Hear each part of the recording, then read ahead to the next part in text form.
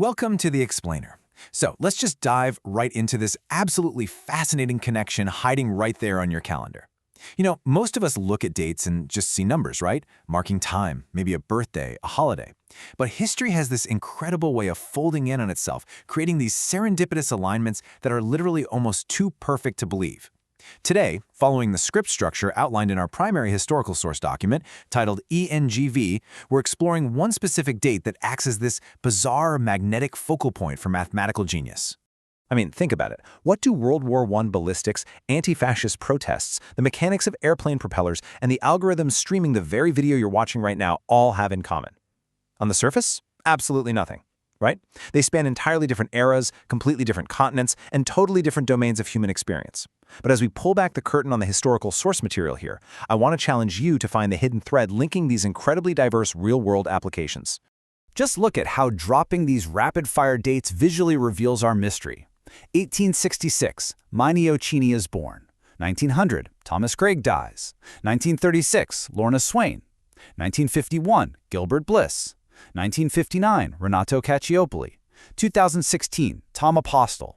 Every single one of these brilliant mathematical minds, and actually several more we're going to explore today, is connected by a single day, May 8th. They either entered the world or left it on this exact date. But they didn't just share a square on the calendar. They shared this unrelenting drive to decode the universe. Let's transition into our first group, Mathematics in the Crosshairs, Action-Packed Applications. We usually picture mathematicians, quietly working away at chalkboards, totally isolated from the noise of the outside world. But the sheer urgency of global conflict actually pulled several of our mathematicians right out of the classroom and, literally, into the line of fire. When the world wars erupted, the theoretical suddenly became a matter of life and death. Pure mathematics and equations were suddenly forced to meet applied ballistics and aerodynamics head-on. These equations weren't just for publishing academic papers anymore. They were for winning wars and saving lives. So the really crucial point here is how these specific individuals stepped up to the plate. Take Lorna Swain. Back in 1915, World War I interrupted her career at Cambridge. She heads over to the Royal Aircraft Establishment and applies her deep expertise in fluid dynamics to solve a massive, real-world problem, the severe and totally dangerous vibration of aircraft propellers. Then you have the American Gilbert Bliss. Also during the First World War, he joins the range firing section at the Aberdeen Proving Ground. He brilliantly applies the calculus of variations to artillery, actually correcting missile trajectories for insanely complex variables like wind, air density, and, get this, even the rotation of the Earth. Decades later, Aryeh Dvoretsky, an Israeli mathematician whose life was also tied to May 8th, used his absolute mastery of complex probability theory to become the head of Rafael, the Israeli Weapons Development Authority. They literally translated highly abstract geometries and fluid mechanics into functional, survival-critical tools. Which brings us to a massive realization. Every single time you fly safely on an airplane today, you are relying on math forged under the immense pressure of war. Lorna Swain's propeller vibration models didn't just help biplanes in 1918, they actually laid the groundwork for the smooth, stable flights that we experience on commercial jets a full century later. Pretty wild, right?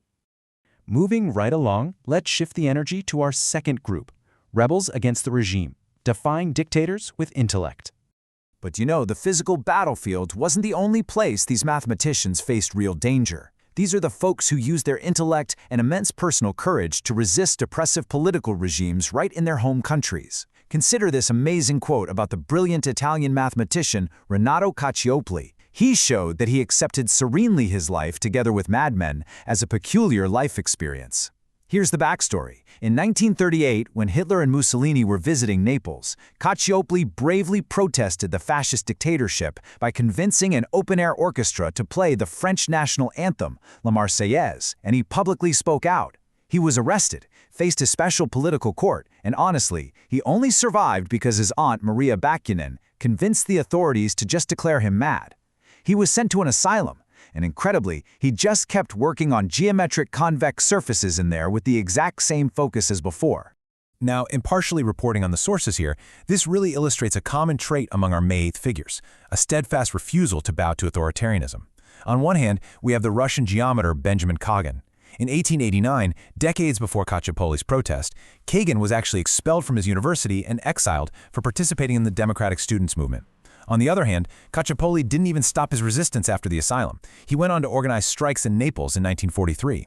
Regardless of the era or the specific political system, both of these men refused to bow down, risking their careers and their lives to stand firmly by their core political beliefs. And that gives us another aha moment. The pursuit of mathematical truth often goes hand in hand with the courage to resist oppression.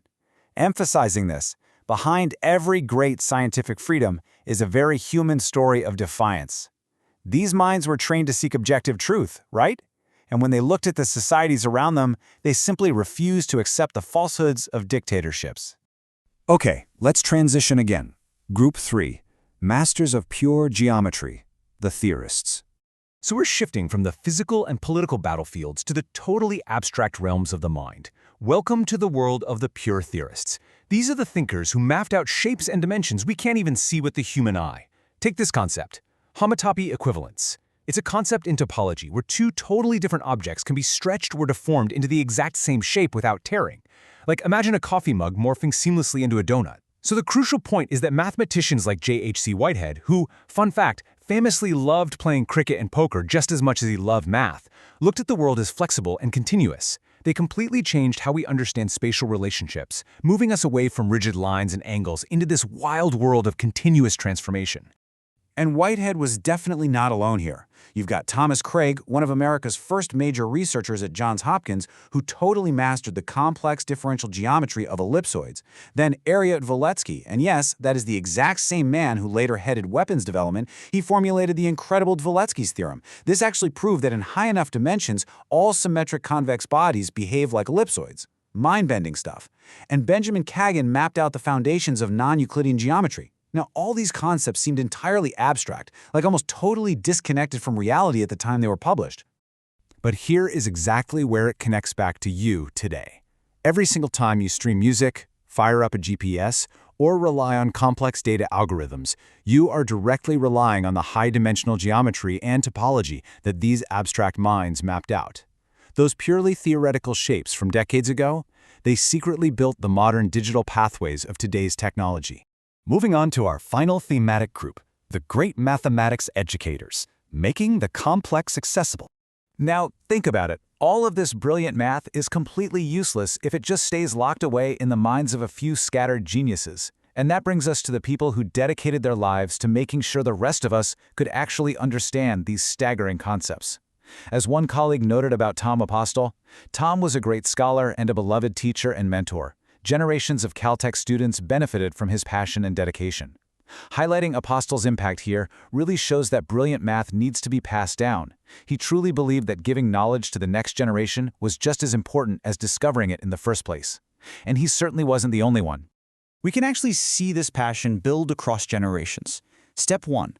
Way back in the early 1900s, the Italian mathematician Matteo Cini realized that chemistry and biology students were really struggling with abstract math. So what does he do? He writes customized math textbooks specifically tailored with applications for chemists and natural scientists. He completely broke down the silos between those subjects. Step 2. Jump to the 1960s, and Tom Apostol writes the definitive, modern, 2-volume calculus textbooks. They're affectionately known as Tommy 1 and Tommy 2, and they're literally still used globally today. And step 3, Apostol didn't just stop at books. In his later years, he produced the Project Mathematics video series. He used early computer animation to visually stimulate high schoolers, proving that math is actually beautiful to look at. They took math out of the ivory tower and put it directly into the hands of students. Aha!